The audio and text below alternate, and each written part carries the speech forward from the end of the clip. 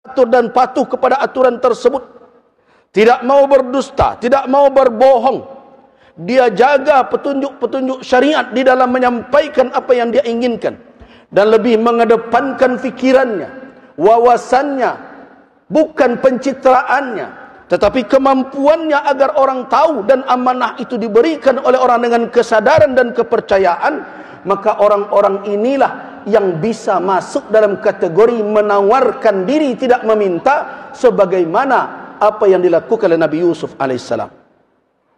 Wahai kaum muslimin, karena itu saya menganggap tidak semua orang yang menampilkan dirinya itu berhak untuk kita tunjuk. Karena itu pertimbangan pertama yang harus dipakai oleh umat Islam, lihat bagaimana cara dia menampilkan dirinya. Kalau dia sudah meminta-minta, jangan berikan kepada orang yang meminta. Tetapi kalau orang itu menunjukkan siapa dia dengan keasliannya, dengan kejujurannya, dengan kemampuannya, orang seperti ini kemungkinan dia memang ingin berbuat, dan bahkan sebenarnya dia mungkin tidak mau menampilkan, tetapi sistem yang memaksa dia harus demikian. Wahai kaum muslimin, kenapa ini harus dijelaskan? Karena kita tidak ingin terjebak terus dengan sistem yang seperti ini, yang membuat kita kemudian kehilangan daya. Kenapa? Karena seluruh kewenangan sudah diserahkan kepadanya. Eksekutif ada pada orang tertentu, legislasi ada pada kelompok tertentu, yudikatif ada pada kelompok tertentu, sedangkan umat tanpa harus bisa menggeleng menerima segala keputusan. Demo tidak didengarkan karena mereka sudah sudah tidak lagi memiliki rasa kesentuhan hati melihat orang menangis dan meratap karena kebijakan yang dia ambil. Nah, wahai kaum muslimin, persoalan ini persoalan syar'i. Jadi jangan ada pula yang mengatakan, kenapa tidak urus masalah solat saja oleh ulama? Kenapa tidak urus MUI masalah puasa saja? Kenapa tidak jelaskan masalah ini saja? Di dalam Islam tidak ada satu lapangan pun yang tidak ada petunjuk syariat padanya. Jadi orang-orang yang menyuruh ulama diam dalam memberikan petunjuk kepada umat untuk memiliki pertimbangan dalam memilih pemimpin dan wakil, itu adalah orang-orang sekuler yang tidak menginginkan ulama menyampaikan petunjuk Al-Quran dan Sunnah, pandangan syariat dalam kajian-kajian fikih kepada umat. Ingat, Islam itu kamil, sempurna, syamil, meliputi seluruh masalah. Itulah makna al-yawma akmaltu lakum dinakum.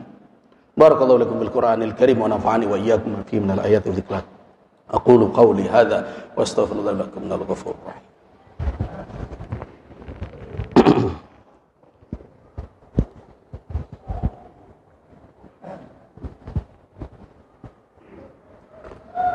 الحمد لله الذي هدانا لهذا وما كنا لنهتدي لولا أن هدانا الله أشهد أن لا إله إلا الله وأشهد أن محمد رسول الله اللهم صل وسلم على عبدك ورسولك وحبيبك محمد بن عبد الله وعلى آله وأصحابه ومواله أما بعد عباد الله قال الله تبارك وتعالى في كتابه الكريم يا أيها الذين آمنوا اتقوا الله وكونوا مع الصادقين صدق الله العظيم.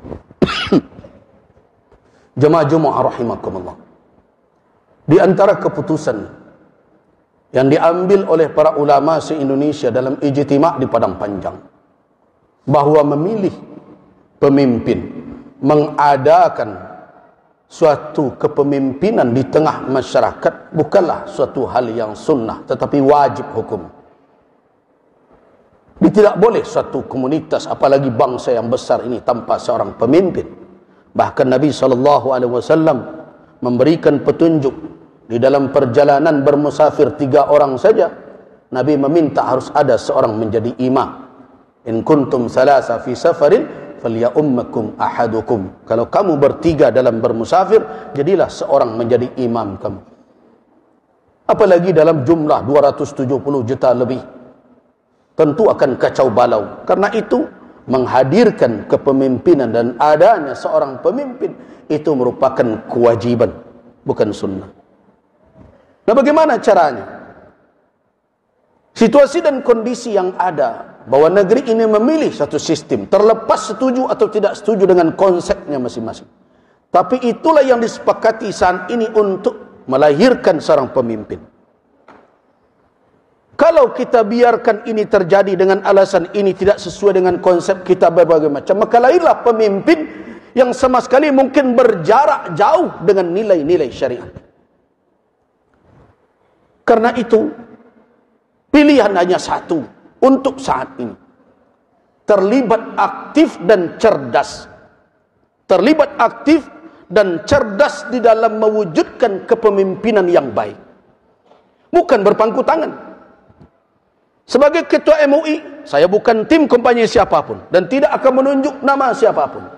Tetapi sebagai ketua Majelis Ulama, saya berkewajiban menyampaikan kepada umat, wahai umat Islam, bahwa di dalam Islam, di dalam keputusan Majelis Ulama yang diambilkan dari petunjuk syariat untuk menunjuk pemimpin, memberikan sultah, kewenangan kepada seseorang menjadi pemimpin kita, harus memenuhi 4 syarat yang itu adalah syarat wajib pada Nabi SAW. Orang tersebut harus siddiq, orang tersebut harus amanah, orang tersebut harus fatanah, orang tersebut harus tabligh. Orang itu harus amanah, jujur.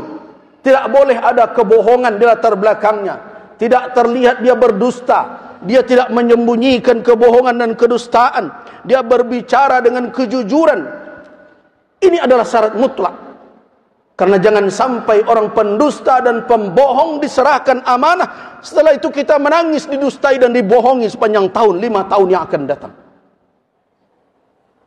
Yang kedua, orang itu harus amanah. Amanah seseorang itu diukur dari mana? Yang pertama tentu dari komitmennya kepada Rabbul Alamin, ketakwaannya, ketakutannya kepada Allah. Karena kalau amanah itu hanya diukur dengan pengawasan manusia, dengan pengawasan si fulan, dengan orang-orang yang akan menyalahkannya, orang-orang tersebut bisa saja ditipu berjamaah oleh dia. Karena itu pertama sekali dalam mengukur amanah seseorang, bagaimana tingkat komitmennya beragama, ketakwaannya, ketakutannya kepada Allah. Salatnya bukan hanya di depan kamera, tanya orang sekitarnya, cari tahu siapa dia. Kalau salatnya tidak benar, bagaimana amanah akan ditumpangkan? Kalau Rabbul Alamin saja, Allah Subhanahu wa taala saja tidak ditakutinya, yang menjadi beban ditanggungjawab di dalam di atas pundaknya, bagaimana dengan amanah manusia? Yang kedua, lihat perjalanan hidupnya selama ini. Apakah janjinya bisa dia buktikan atau tidak? Kalau tidak, jangan berkeras juga karena baju saya ini, karena kelompok saya ini, saya mesti begini juga. Hati-hati wahai ibadallah. Setiap kita memberikan kewenangan dan amanah, wala itu tidak selesai hanya dengan keluar di tempat pemilihan itu, tapi akan dipertanggungjawabkan kelak sampai di hari kiamat di hadapan Allah Subhanahu wa taala. Hati-hati. Itu kewajiban din, kewajiban agama memberikan kewenangan itu. Karena itu pilih orang yang amanah. Pilih orang yang fatanah, yang cerdas, yang mengerti konsep kepemimpinan. Kita harus tahu bagaimana berfikir seorang pemimpin, bagaimana berfikir seorang teknisi. Kita harus tahu seorang pemimpin itu punya konsep yang besar kepada umat ini, punya rencana, punya mimpi, tetapi tidak hanya sekedar angan-angan. Dia pandai mengeksekusinya. Dia mengerti bagaimana cara menjalankannya. Dan dia faham apa yang menjadi penyakit dan masalah di tengah bangsa ini yang harus dia obati. Dia harus orang yang cerdas. Karena orang yang cerdaslah yang bisa mencari solusi dengan izin Allah Subhanahu wa taala. Yang kemudian tabligh. Apa makna tabligh? Pandai menyampaikan, menarasikan fikirannya, menjelaskan maksudnya, mengembangkan wawasannya. Jadi ada pula orang yang mengkritik, pemimpin kok pandai bicara saja. Salah satu syarat pemimpin, dia harus pandai bicara. Kenapa? Karena konsepnya, pemikirannya, wawasannya tidak akan diketahui oleh orang di sekelilingnya, oleh umat kalau dia tidak pandai menarasikan, menyampaikan kepada orang lain. Dan dia harus jujur menjelaskan yang sebenarnya. Itu tabligh. Apa makna tabligh? Orang itu transparan, orang itu punya kemampuan dan kemauan dengan lurus menyampaikan apa yang ada yang menjadi tanggungjawab dan tugas. 4 sifat itu wajib. Nah, kalau ada orang yang seperti itu, di dalam fatwa Majlis Ulama tersebut, wajib memilih orang yang seperti itu. Dan memilih yang selain itu haram hukumnya di dalam Islam. Begitu keputusan. Nah, hari ini saya sampaikan, Allah Subhanahu wa taala menjadi saksi dalam khutbah ini. Allahumma fashhad, ya Allah saksikanlah, saya telah sampaikan kepada umat di negeri ini, kita akan dipertemukan oleh Allah Subhanahu wa taala. Saya lepaskan tanggungjawab saya hari ini, saya telah ingatkan umat khusus di Masjid Muhsinin ini, kalau ada orang yang memenuhi atau mendekati standar yang itu, maka wajib memilihnya dan memilih yang lain. Padahal ada orang yang memenuhi kriteria tadi, haram hukumnya. Itu keputusan ijtima' Komisi Fatwa Majelis Ulama se-Indonesia di Padang Panjang tahun 2009. Innallaha wa malaikatahu yusalluna 'alan nabi. Ya ayyuhalladzina amanu sallu 'alaihi wa sallimu taslima. Allahumma salli 'ala Muhammad wa 'ala ali Muhammad kama sallaita 'ala Ibrahim wa 'ala ali Ibrahim innaka Hamidum Majid. Allahumma barik 'ala Muhammad wa 'ala ali Muhammad kama barakta 'ala Ibrahim wa 'ala ali Ibrahim innaka Hamidum Majid.